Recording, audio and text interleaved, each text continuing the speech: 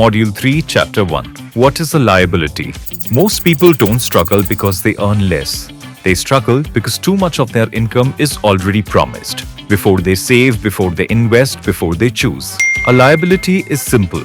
It is anything you owe, anything that requires payment from your future income. If money must leave your account because of a past decision, that decision created a liability. Here's the easiest way to identify a liability. Ask one question. What happens if I stop paying? If the answer is I lose it, my credit score drops, legal trouble starts, it is a liability.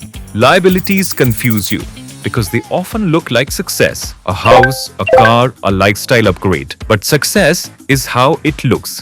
Liability is how it behaves. Amit buys a car. He says, it's mine. But 25,000 leaves his account every month for 5 years. If payments stop, so does ownership. Liabilities decide how free you really are. They decide how much you can save, how much risk you can take, whether you can change jobs. Liabilities get paid before dreams. Remember this, if it takes money every month, it is a liability. If missing a payment hurts, it is a liability. If it controls future income, it is a liability. Folo helps you see everything you owe in one place, so you know how much of your future income is already booked.